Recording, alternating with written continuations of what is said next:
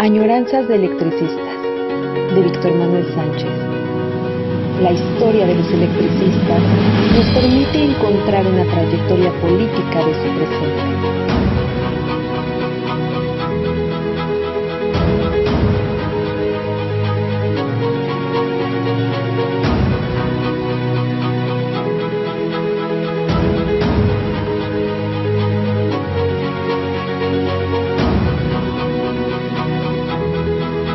Comenzamos. En otro lunes de añoranzas de electricistas, y después de haber insistido en que, primero, que los trabajos de investigación que he tenido fundamentalmente son sobre el Sindicato Mexicano de Electricistas y sus trabajadores, los procesos de organización, los grupos políticos, la lucha por el poder en el ESME, como fue la vez pasada, y que he tenido muy buena relación con, yo diría, con las secretarías que me permiten hacer mi trabajo de investigación y en consecuencia con los diferentes secretarios que han ocupado esos puestos, esos cargos. Educación y Propaganda y la revista Lux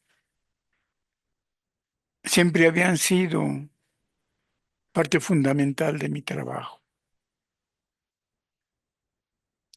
La Secretaría de Actas y Acuerdos, perdón, también. Y después empecé a tener, llamémoslo así, más trabajo político, más trabajo político público, y me vinculé entonces, bueno, siempre busqué los archivos de las secretarías, siempre. A la secretaría que fuera a buscar me interesaban los archivos y consecuencia intentaba yo aportar algún mínimo trabajo previo a los distintos secretarios. Con muchos secretarios de varios miembros del comité siempre tuve muy buena relación y me distinguía por poder ofrecer mis servicios en distintos momentos con distintos secretarios. Se podría decir que a pesar de los diferentes comités, el trabajo que yo hacía para el ESME siempre me permitió estar ahí.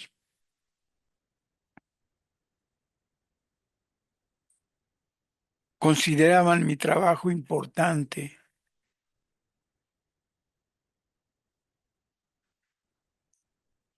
para el propio sindicato, incluso para las propias secretarías. Podría reconocer abiertamente, bueno, primero, previo, reconozco desde que empecé a trabajar en Radio ESME, que me costó trabajo decidirme, no sabía yo si valía la pena, no me sentí yo comunicador en realidad.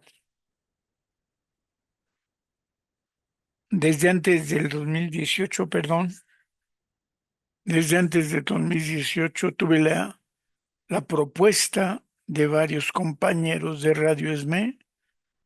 El más insistente, perdón, fue Felipe Sánchez, eh, hasta que finalmente me convencí que podría yo hacer un programa y que lo único que aportaría sería lo que he hecho toda la vida, mi vida profesional y académica, hacer investigación y platicar a quienes les puede interesar. La mayor parte de los trabajos de investigación y publicaciones que tengo están siempre a disposición de los trabajadores electricistas. No hice yo una carrera de publicaciones académicas, lo confieso, pocas revistas llegaron a publicar uno, dos, tres trabajos académicos. Estuve más en congresos de historia obrera, de historia regional. Hubo una época que a nivel nacional hubo grandes congresos y una gran cantidad de trabajadores, no solo sociólogos, historiadores, politólogos que trabajaban en el movimiento obrero. Y los congresos llegaban con más de 50, 60, 100, 150 ponentes de distintas universidades. Y, por ejemplo, uno de los grandes congresos fue en Puebla, ya lo comenté. Hicieron 3 tomos con todas las ponencias de los que llegamos a Puebla, a la Universidad Autónoma de Puebla. Y ahí está en el segundo tomo de Historia Obrera Regional de la UAP, la ponencia que yo llevé. Procuré siempre, es muy complicado, pero pude lograr que aun tratando el mismo tema, verlo desde otro enfoque. Es posible en el ESME, porque siempre hay distintas perspectivas de los temas. Y insisto, agradezco a Radio ESME porque ellos me convencieron de hacer las añoranzas de electricistas. Yo ya escribía en varios periódicos nacionales. Escribí en un semanario semanal de La Jornada, justo se llamaba La Jornada Laboral. Llegué a escribir en Excelsior, en la sección económica de Excelsior, problemas acerca de los temas, mejor dicho, municipales de México. Un profesor de la Facultad de Ciencias Políticas se hacía cargo de la sección económica del Excelsior y siendo conocidos de ella, del profesor, 3 compañeros empezamos a publicar, a realizar estudios sobre los municipios. Y durante un tiempo escribí sobre municipios y aparecían completos en la sección económica de Excelsior. En la jornada semanal salían también completos los trabajos de investigación que yo realizaba.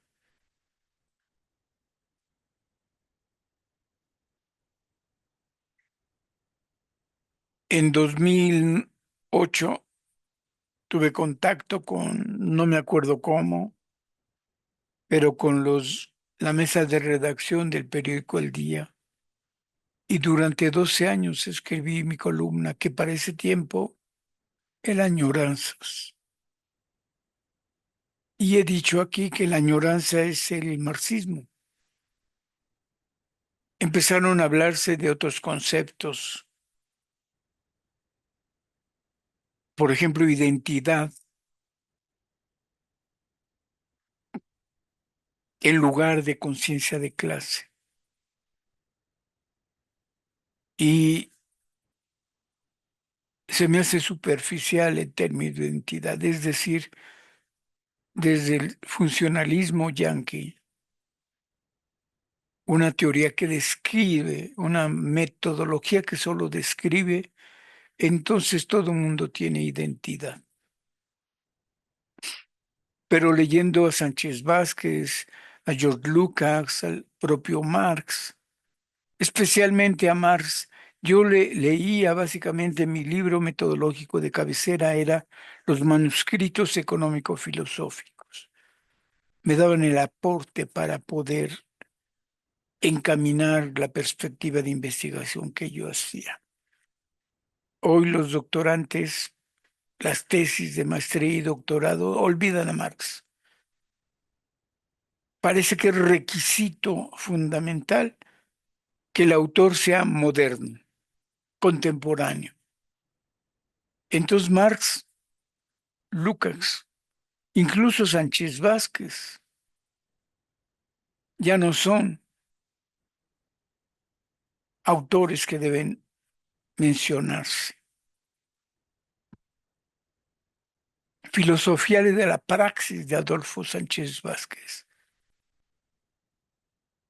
uno de los migrantes españoles del franquismo, que el mayor difusor de los textos originales de Marx fue Adolfo Sánchez Vázquez. Es el primer traductor del Capital en México, del Fondo de Cultura Económica.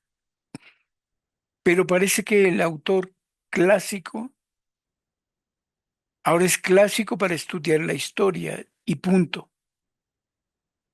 Las nuevas tesis de maestría y doctorado rara vez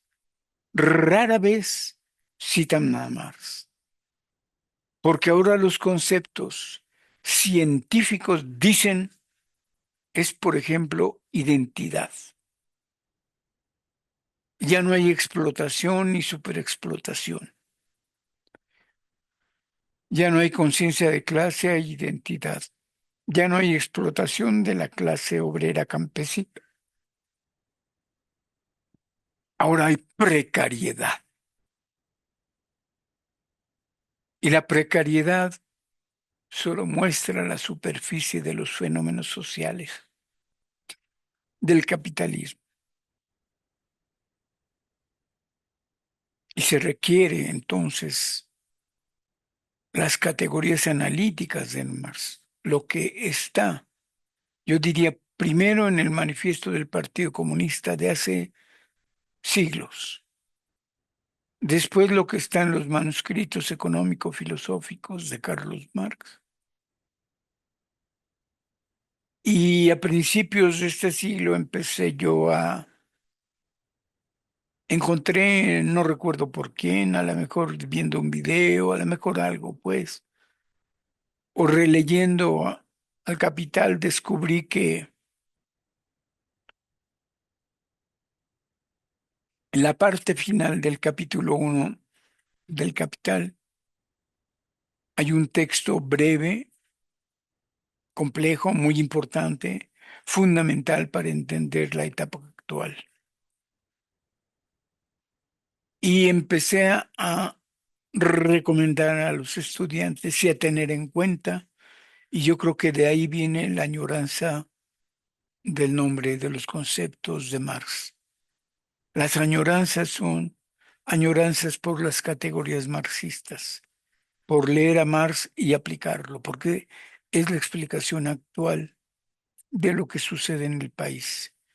El final del capítulo 1 del Capital, en la edición que quieran, Fondo de Cultura, siglo XXI, ACAL, el final del capítulo 1 del famoso estudio del Capital de Carlos Marx se llama El fetichismo de la mercancía y su secreto. Si alguien nos explica la enajenación, el abrumado poder del dinero y las mercancías en el capitalismo, es ese capítulo, esa parte pequeña, el fetichismo de la mercancía y su secreto. La enajenación que nos invade, la apropiación del sentido común por la mercancía y el dinero. Ya no pensamos, ya somos mercancía. Y nuestra vida es la mercancía. Nuestra existencia va por la mercancía. Siempre se dijo el salario, pero ahora es el salario y las mercancías. En el capitalismo nos ha dominado de tal manera que no podemos vivir un día sin eso. Me estoy comunicando a través de una computadora, pero también mucha gente, la mayoría, lo hace a través de un celular. El fetichismo de la mercancía hoy más que nunca está reflejado en los celulares.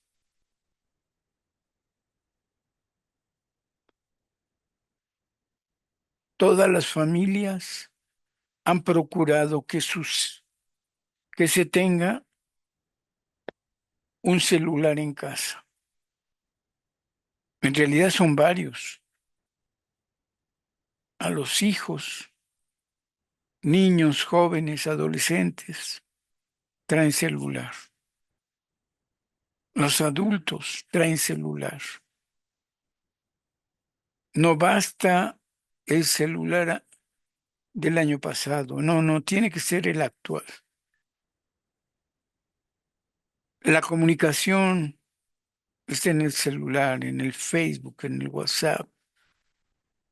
El fetichismo de la mercancía explicada con toda claridad en el Capital, en esa pequeña fracción final del capítulo 1 de el famoso estudio del Capital de Carlos Marx.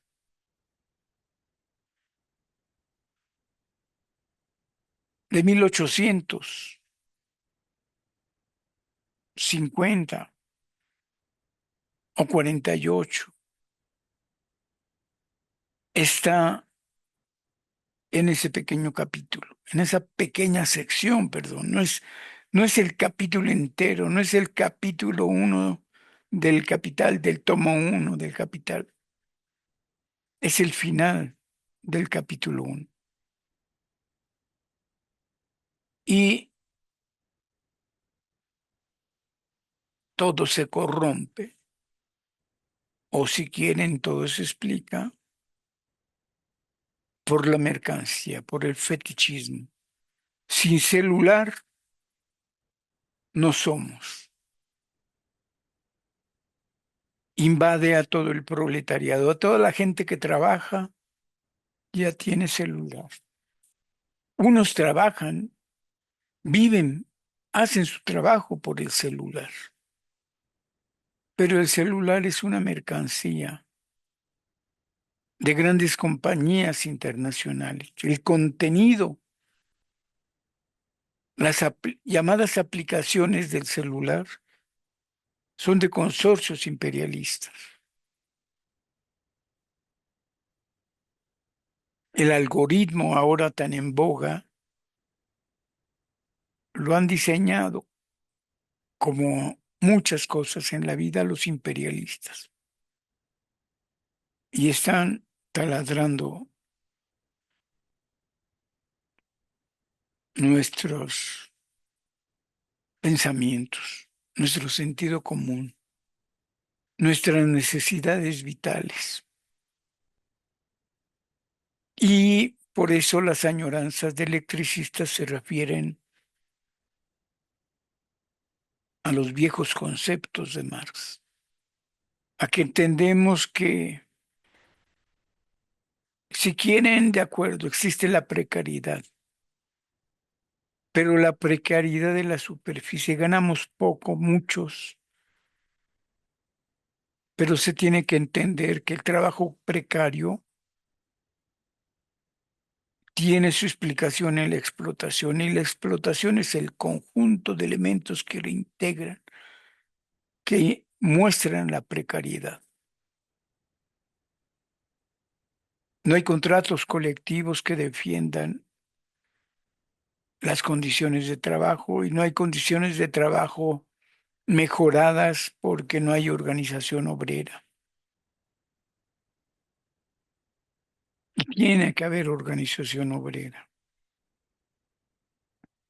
A la vieja usanza, organizaciones de las bases, creando grupos políticos asambleas creando grupos políticos, elecciones democráticas a través de grupos políticos. La política es la esencia del marxismo. Cómo plantear una revolución, incluso de la conciencia, si no es a través de la organización y del contacto permanente entre todos nosotros. Sin una educación integral, el machismo no se va a acabar. Hay feminismo como una corriente en contra del patriarcado y el machismo, pero falta que entre más hombres y mujeres afiancemos el feminismo. La lucha es con las mujeres o las mujeres necesitamos de la lucha. Es fundamental tener claro que las mercancías como el salario nos dominan y que solo una organización colectiva puede defendernos de ese asunto.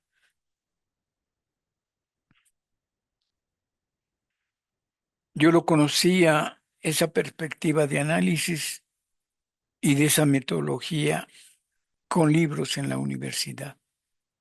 Ya les dije que yo adquirí conciencia o adquirí el método de investigación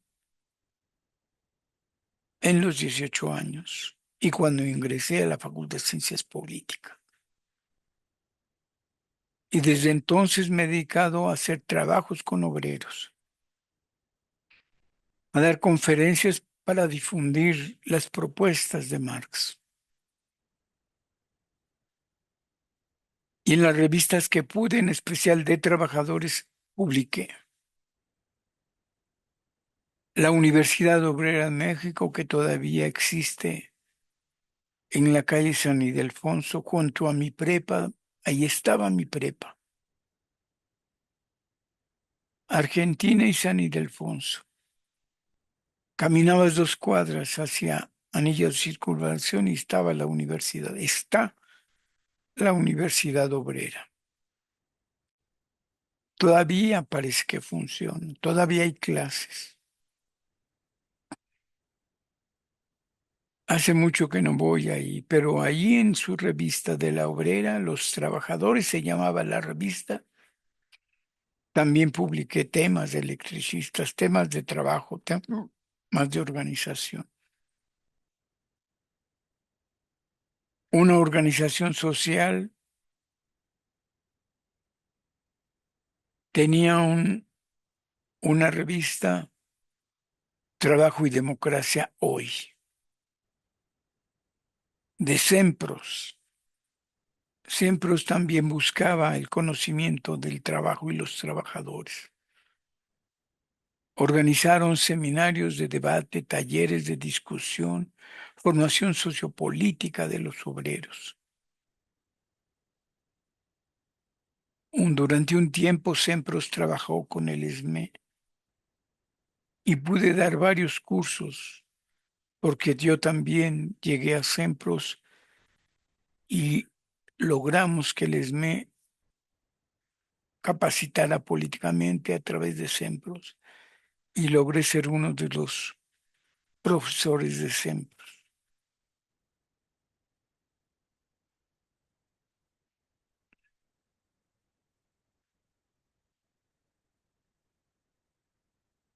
En el día, en el Excelsior y en la jornada, siempre presentando mis materiales de investigación. En la facultad tuve otro tema, como enseñar a investigar. Y tengo 2, 3 libros publicados para el sistema de universidad abierta, especialmente sobre metodología, especialmente sobre técnicas de investigación social, cómo se entrevista, cómo se aplican técnicas de investigación sobre la realidad nacional, sobre la realidad de los trabajadores, siempre con el debate de usar las categorías marxistas y no la modernidad de los conceptos, siempre con un combate teórico contra la precariedad, contra esa forma de crear estudios con nuevos conceptos, olvidándose de Marx, de Engels, de Lenin, de Trotsky. Trotsky, el gran olvidado,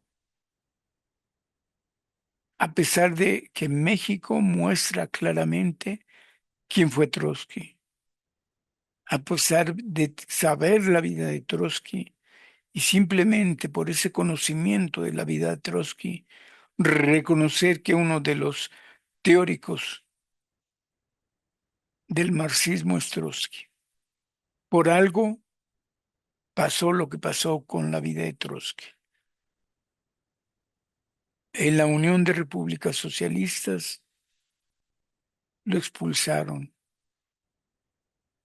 Hasta de las fotografías históricas fue borrado Trotsky. Y hay que leer a Trotsky. Es importante Trotsky. Su texto sobre la Revolución Rusa es fundamental. Trotsky fue el guerrillero más importante de los soviéticos. Dirigió el Ejército Rojo para lograr la gran revolución simultánea a la de México. Y Trotsky es necesario leerlo y releer, como Marx. Hoy lo que sucede en México, en el mundo, insisto, está en esas páginas del fetichismo de la mercancía y su secreto. Recomendable 100%. Y critiquemos las nuevas tesis de doctorado que existen para los estudios sobre trabajadores. Miren, cuando yo empecé, tengo, Marx nos decía que hay que estar donde están los trabajadores, donde está lo que quieres estudiar. Y tienes que apuntar lo que ves, lo que observas, lo que escuchas, lo que lees a nivel de trabajadores. Yo me hice de libretitas como esta. Y aquí todavía está guardado mis apuntes de cada época, de mis investigaciones.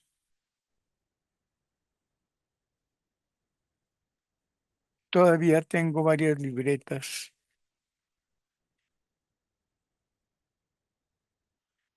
donde anoto y de aquí salen los artículos de investigación. Cuando se me acabaron por algún motivo o por algún motivo que no traía mi libreta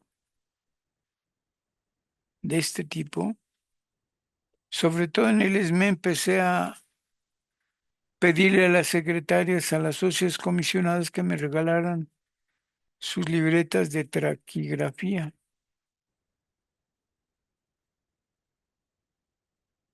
Y entonces, aquí están mis apuntes. Tengo muchas libretas, también de estas.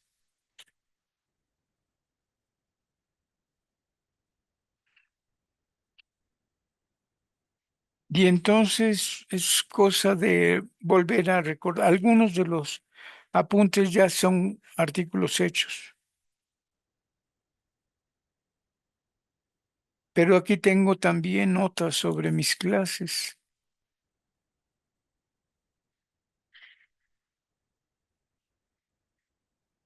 o cosas que me van ocurriendo.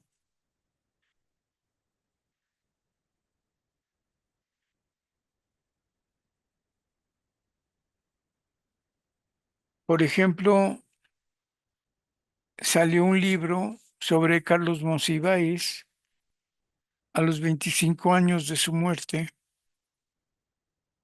donde varias personas, varios escritores, locutores conocidos apuntaron su experiencia.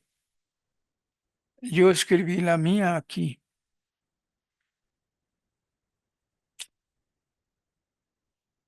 porque en Prepa 2,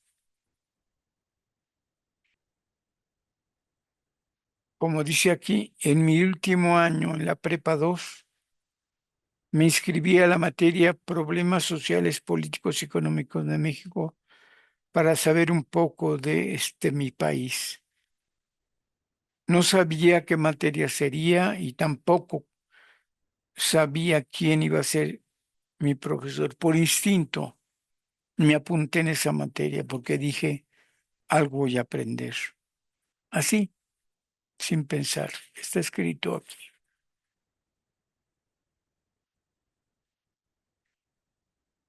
En 1968, cuando yo tenía 18 años, justo cuando acababa de cumplirlos, me apunté en esa materia.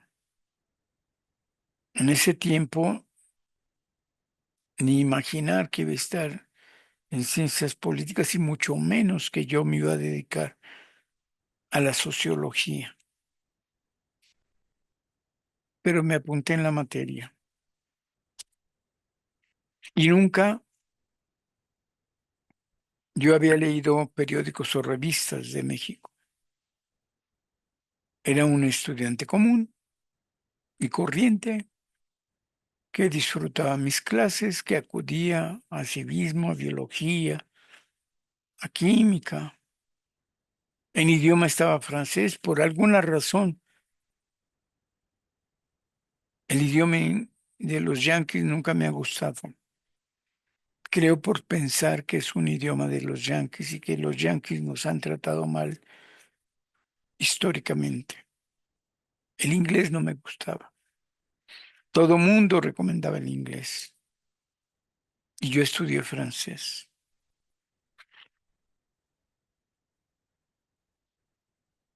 Y recuerdo que en los últimos 2 meses de francés fui a una librería francesa a buscar un libro que me permitiera continuar y practicar mi francés.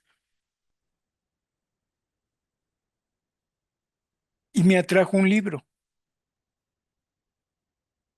El hombre nuevo, en francés, de Ernesto, Ernesto Che Guevara. Antes de saber a lo que me iba a pasar el resto del año del 68, para practicar francés, compré el Che Guevara. Y vaya que me gustó y vaya que me sirvió. Pero el que me despertó la preocupación por el país fue mi profesor Carlos Monsiváis. No nos recomendó libros. ¿No?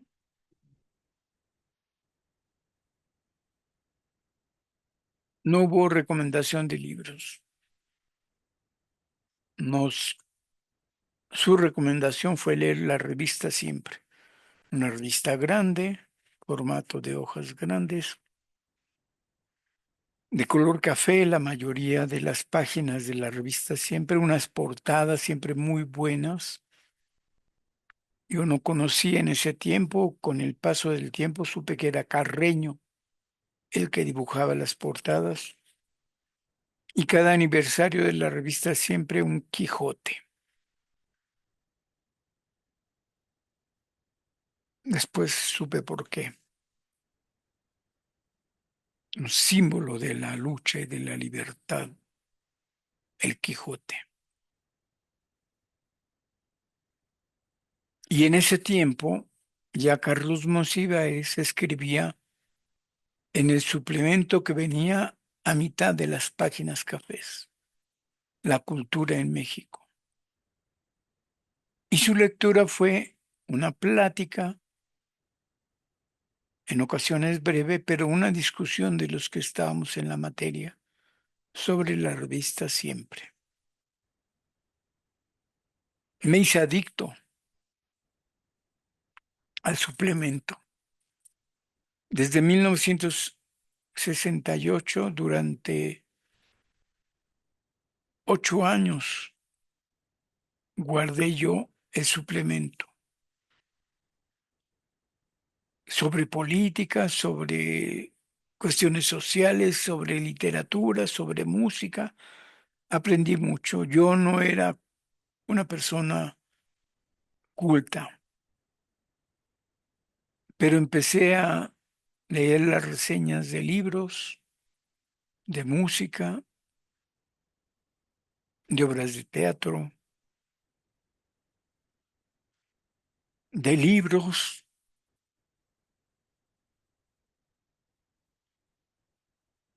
y me fui formando, yo diría políticamente. En julio del 68 definitivamente me politicé.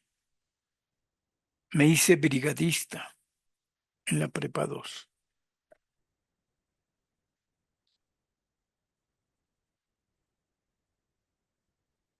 hasta la prepa y todavía quinto año de prepa.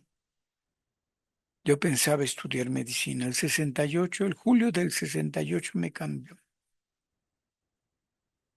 y nos golpearon a los estudiantes. Yo no tenía, podría decir, ideología, o la tenía la simple, la de la sociedad mexicana, la de que vivíamos en democracia, que teníamos presidentes que eran democráticos y que trabajaban por el bien de la patria. Díaz Ordaz rompió el esquema y las brigadas, siendo brigadista, me dieron otra percepción del mundo. Y por la represión que nos hicieron, pensé en buscar explicaciones. ¿Por qué no podíamos los estudiantes manifestarnos y proponer alternativas de solución a lo que estaba pasando? Porque el gobierno democrático nos golpeaba, nos mataba en realidad, nos asesinaba.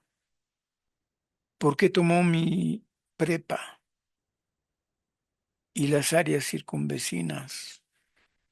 La prepa 2, la prepa 1, enfermería, que estaba en Santo Domingo. En mi prepa 2 había dos edificios, en Moneda y San Ildefonso. Todo tomado, toda la región, toda la zona, perdón, tomada por el ejército.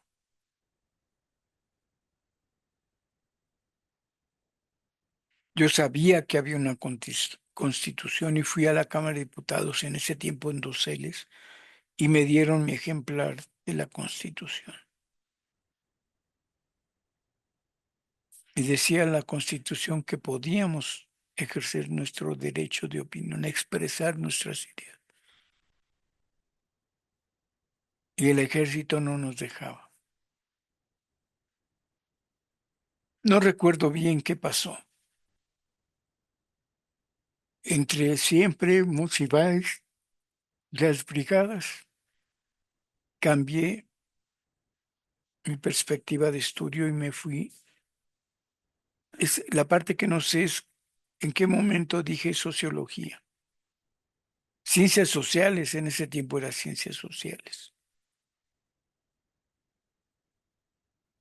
Y en vez de marcar medicina en mi solicitud de ingreso a la UNAM, perdón, de ingreso a la licenciatura, porque yo estaba en la UNAM, prepa 2 era la UNAM. El pase automático que después desaparece, es decir, no te exigía ningún promedio.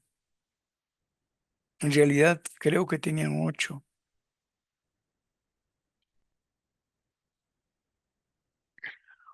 No todos fuimos brigadistas.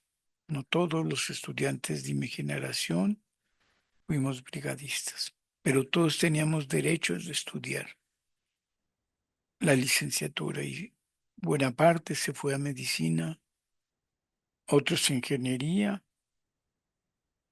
mis más apegados se fueron a arquitectura y a ciencias políticas solo una persona como ingresó, Alejandro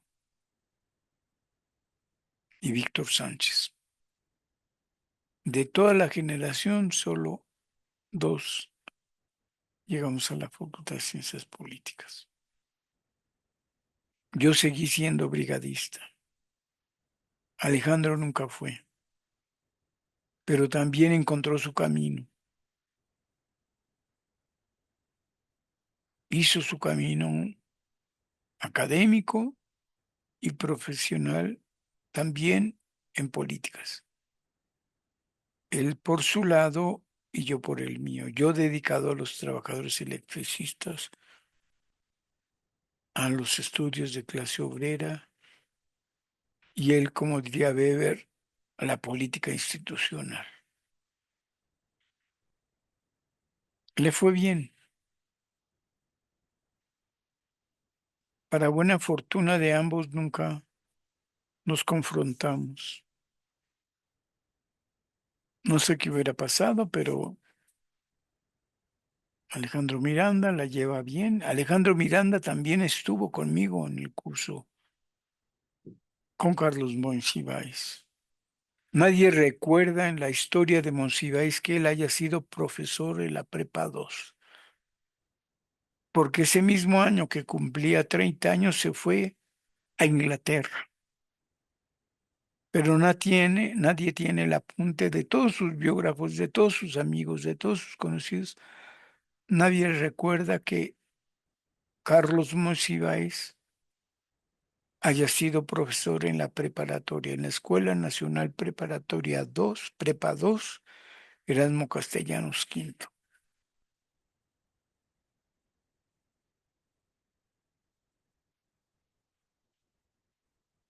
Y insisto, yo aprendí que la investigación social se escribe, se apunta todo lo que veas, lo que sucede.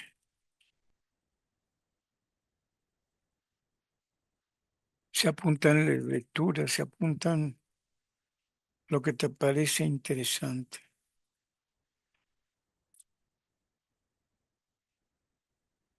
Y tengo mis libretas, fíjense. En el ESME, sus propuestas de organización y sus principios son y han sido muy sencillos. Le puse de título aquí, Principios y Objetivos.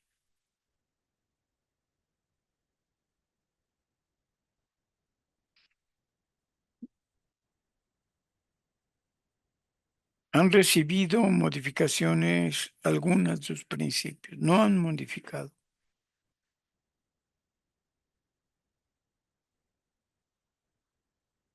Las establece desde los años 30 y cuando la recibió modificaciones sustantivas, estos han sido reconvenidos. Durante los años de formación, la dinámica de las acciones sindicales se estableció sin estatutos. La acción se demostraba en los hechos y se estructuraba en la propia discusión. La elección de su cuerpo directivo, las asambleas sistemáticas y la formación de comisiones imprimía un sello indeleble. Ello fue así, seguramente por el tipo de patrón al que se enfrentaba.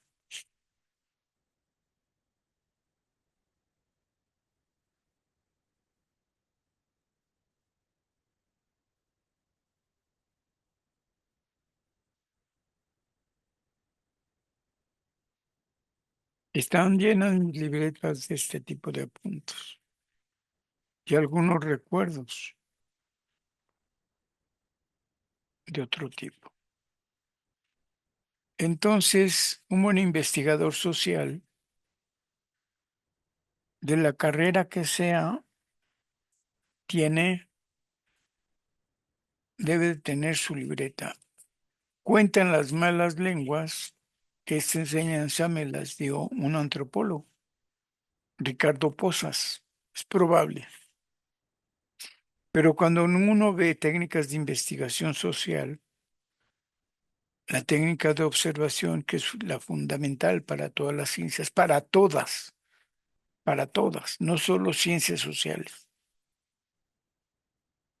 O sea, un astrónomo sin observación, pues no es astrónomo. Un médico sin observación no puede ser médico. La técnica que se aplica en esos casos es diferente. En sociología se tiene que cargar. El cerebro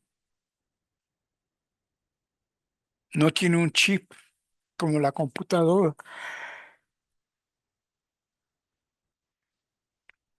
Puede que no tengamos tanta memoria y entonces necesitamos recorrer, ver los sucesos y estar apuntando de manera constante.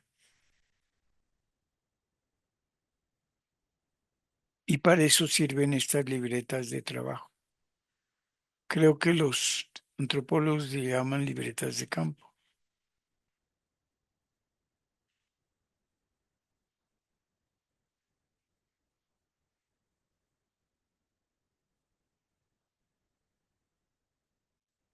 Miren, voy a leer una parte de esta libreta, de la mitad más o menos. Hoy por lo que está parece que habla de Lux en no sé qué año, pero bueno, dice, solo se publican los discursos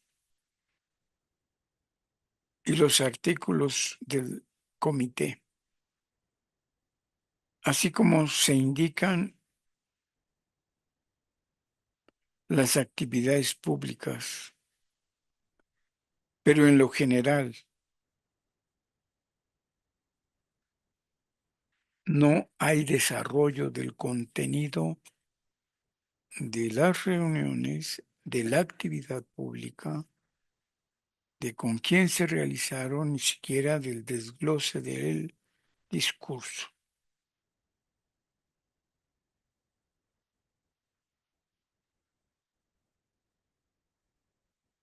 Entonces, por ejemplo, la vez pasada mencioné que los informes de julio y diciembre los daban todos los secretarios, todos. Y aquí estoy diciendo que ya nada más se publica los discursos, ya no se comentan, se discuten, se analizan. Los informes del comité ya no se leen en asambleas. Pueden tener su explicación, pero igual lo que se está comentando aquí es que antes se hacían, todos los miembros del comité llegaban a la asamblea y presentaban su informe.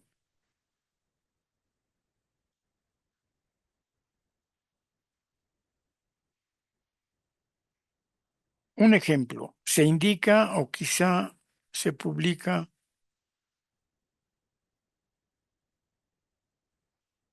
la presentación de la asamblea, pero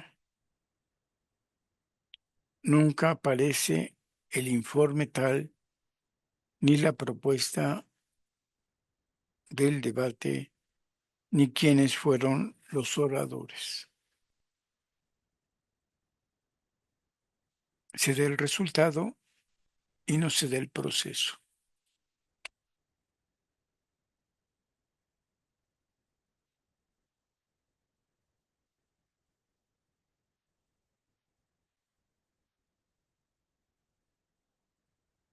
En la asamblea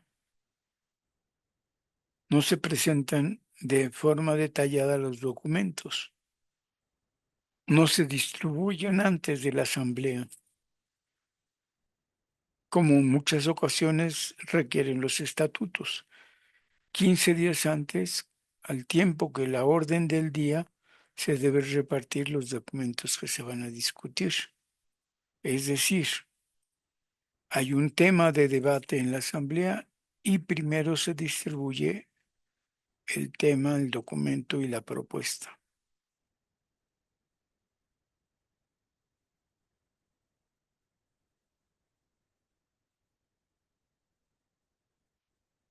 Se indica lo que hubo, pero no está el contenido, ni el documento, ni las discusiones particulares de esa asamblea. Y entonces lleva uno todas las anotaciones.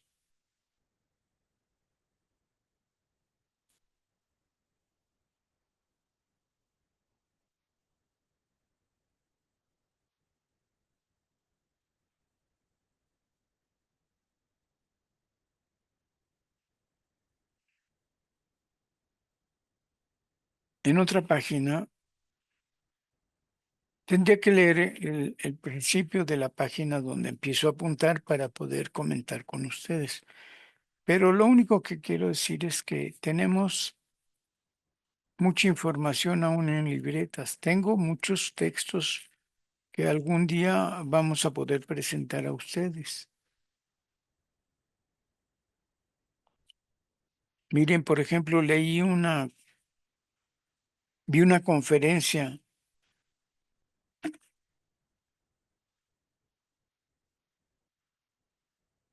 de una historiadora que llegó a presentarse 2 o 3 veces en el ESME, Ana Rivera Carbó, la revolución en el Distrito Federal,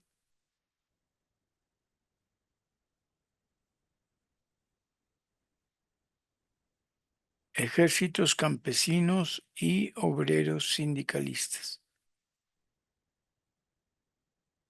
En revolución en los estados de la República Mexicana, por Patricia Galeana, en video y en el libro que es del siglo XXI. O sea, hay un video y está el libro. Y yo voy a señalar lo que descubro en Ana Rivera Carbó.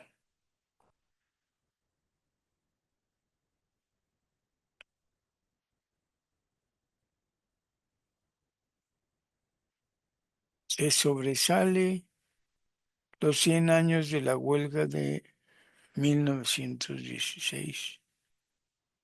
Y claro que la tesis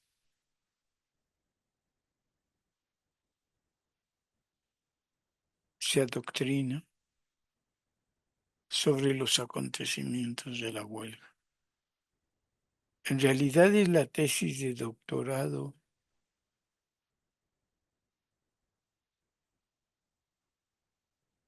sobre la Casa del Obrero Mundial y la huelga del 16.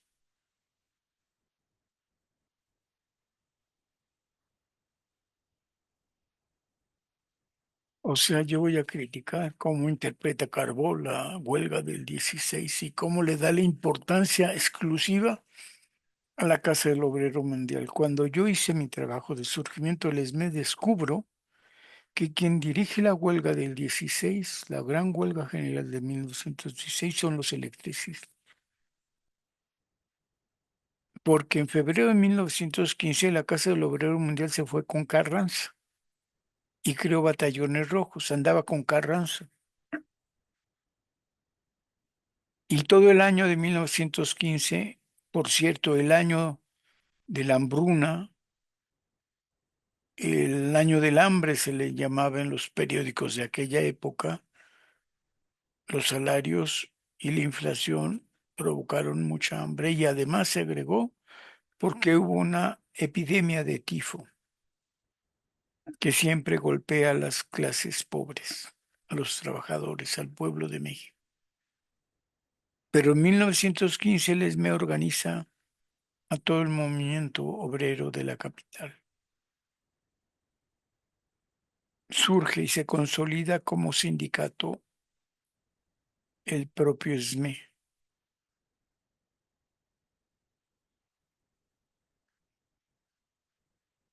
Y entonces, cuando se llega, la Casa del Obrero Mundial no existe. Se fue con Carranza. Y quien toma su lugar es el ESME y los empleados de comercio. Y entre ambos crean la Federación de Sindicatos Obreros del Distrito Federal. Y todo 1915 hasta 16, quien mantiene la organización de los obreros en el año del hambre, en el año del tifo, es la Federación de Sindicatos Obreros,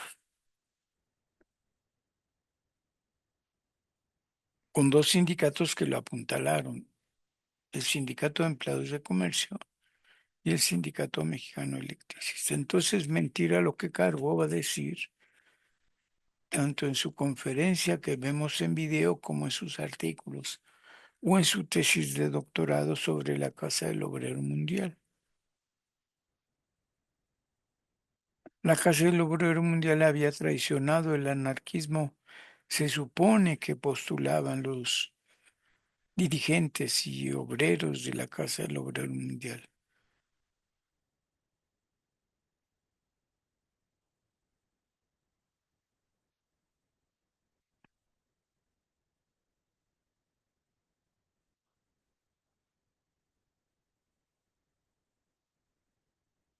En fin, está aquí anotado como Carbó se olvida de otra información. Ella, y aquí está anotado, solo consulta 3 libros de gente, de autores que escribieron sobre la Casa del Oro Mundial. Luis Araiza, Rosendo Salazar, y punto. No consulta las fuentes originales. Si se va uno a los periódicos de la época, descubre luego que el pacto de la Casa del Obrero Mundial en febrero de 1915 hace que la Casa del Obrero Mundial se desbarate en la capital y se vaya con Carranza. ¿Dónde estaba Carranza en febrero del 15? En Veracruz.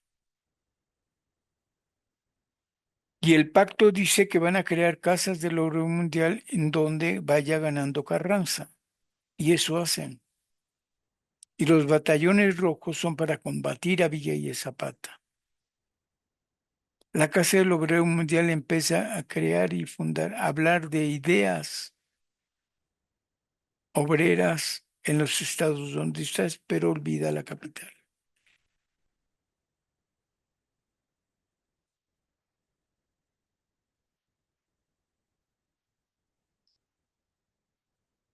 Cuando Ana María Carbo escribe su artículo,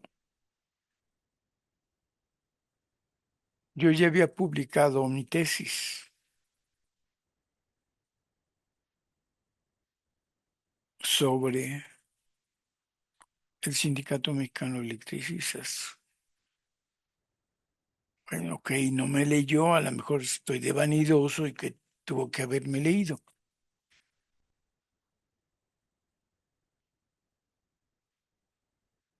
pero no lo leyó.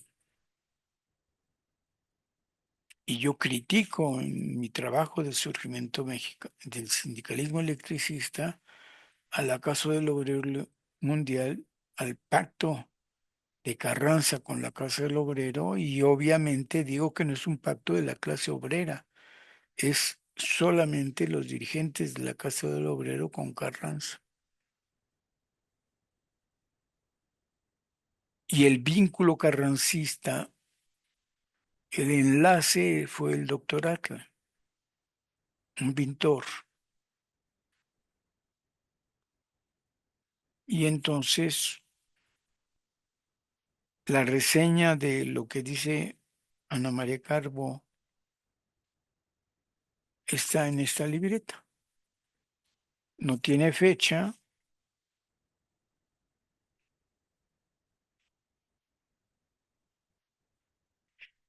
No, curiosamente sí inicia, dice, viernes 7, marzo del 80.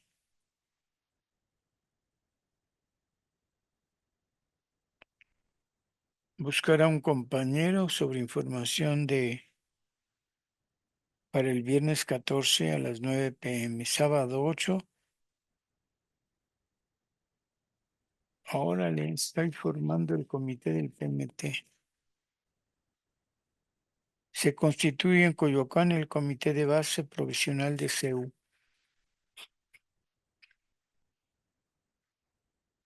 Ay, perdón. Se discute que de cinco solo tres aceptan formarlo. De dos de estos son difíciles y con problemas se llega al acuerdo que se constituya de manera provisional. Queda el presidente Víctor Sánchez, organización Cupertino Leiva y finanzas Patricia González. Tarea es ir a volantear. ¿Ven? Hasta eso. A inicios de los 80 estábamos formando el comité de base del Partido Mexicano de los Trabajadores. Después entraremos en el enlace con con la comité de base del SME y haremos un buen trabajo. Este comité de base se va a convertir realmente por azares del destino en el comité delegacional de Coyoacán. Pero bueno,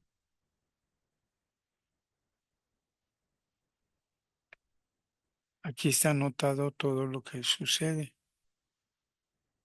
Y las primeras anotaciones son el comité de base.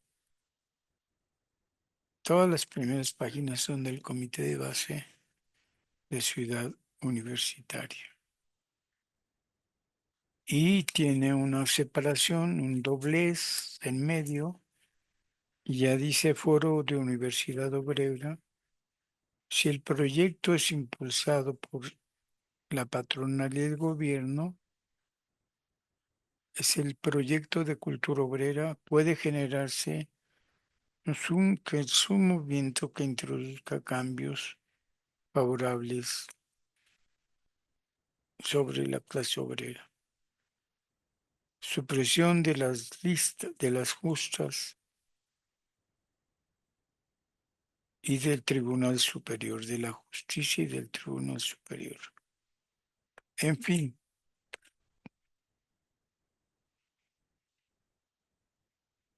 estos son mis documentos históricos que completan la investigación que hago y los proyectos.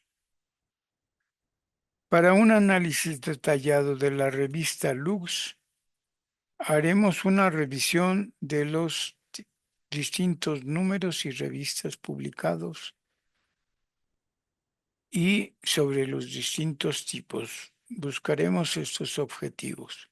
1, elecciones que haya al año. 2, informes. 2, que haya al año. 3, el presupuesto, o sea, la asamblea presupuestal, los que existan. 4,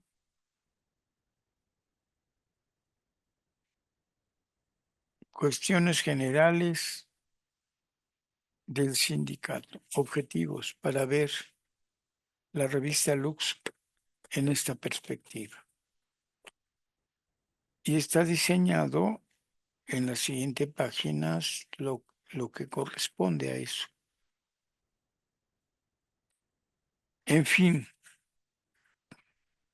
las añoranzas de electricistas se construyen a partir de notas de observación. Tengo varias notas de cuando acudía a plenos del Comité Central, asambleas,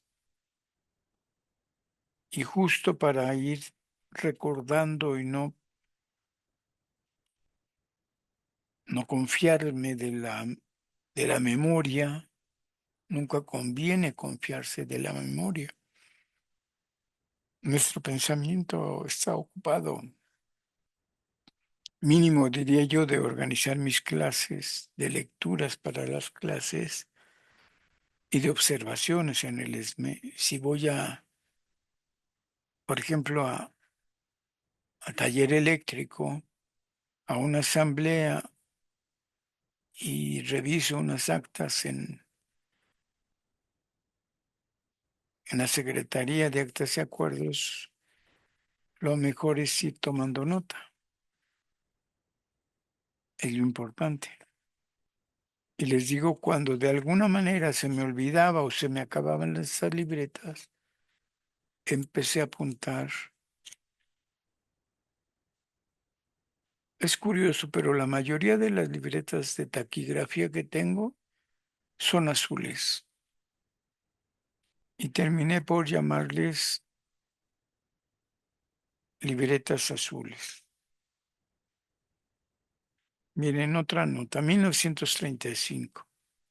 Uno, Alianza y Federación de Obreros y Empleados de la Compañía de Tranvías. Dos, Alianza de Uniones y Sindicatos de Artes Gráficas. Tres, Cámara Nacional del Trabajo de la República Mexicana. Cuatro, Confederación General de Obreros y Campesinos de México. Cinco, Confederación Sindical Unitaria de México.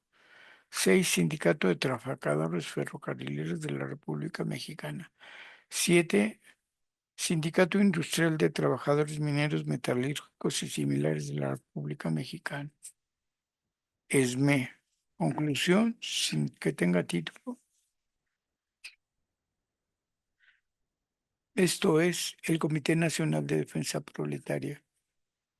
Las 8 organizaciones que formaron el Comité de Defensa Proletaria.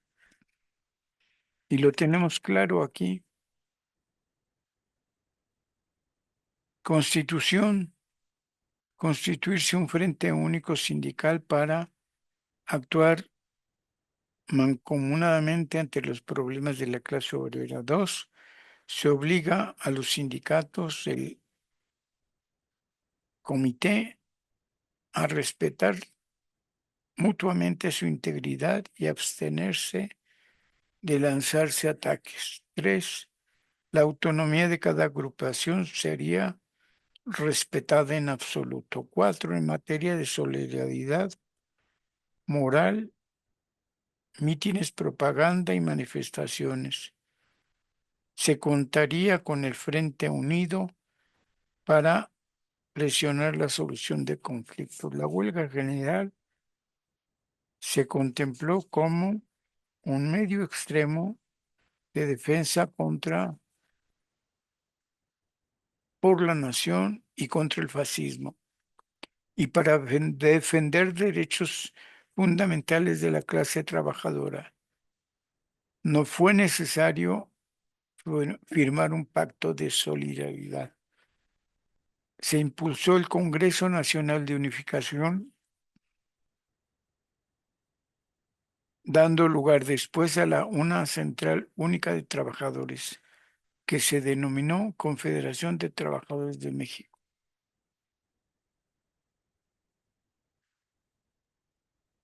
El pacto, permítanme,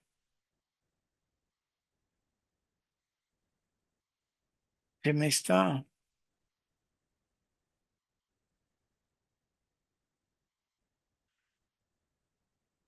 se me acabó el tiempo.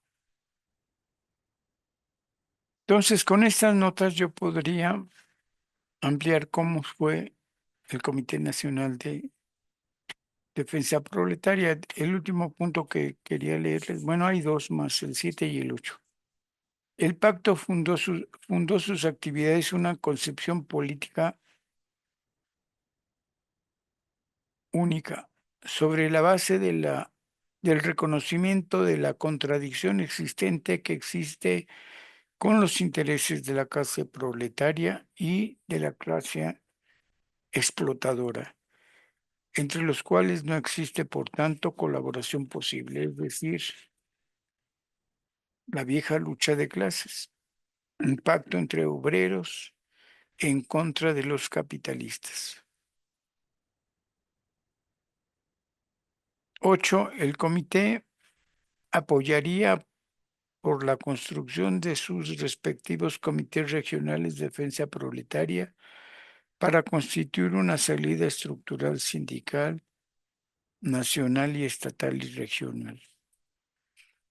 Bueno,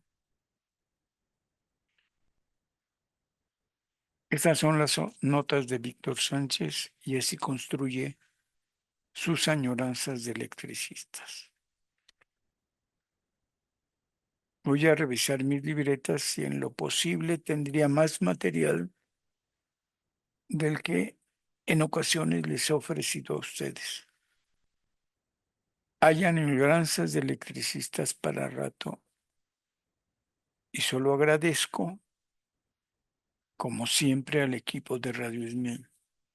Estoy pensando en que a través de mis añoranzas yo recapacite o reescriba o cuente al Radio Esmel. Vanidosamente creo que soy el programa en la actualidad que más ha durado, lo cual le agradezco a la historia del ESME, no es mía, no soy yo, es la historia del ESME lo que me permite del 2018 a la fecha mantener este espacio.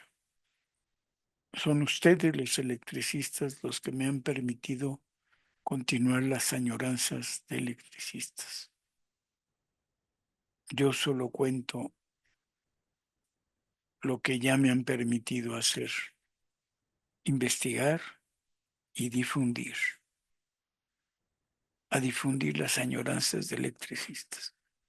Muchas gracias y nos vemos dentro de 8 días en otra añoranza de electricistas. Radio Esmé ya tiene muchos años, se fundó antes de la extinción. Tiene muchos años en la resistencia, claro que sí. Hasta el próximo lunes y por ahí nos encontraremos.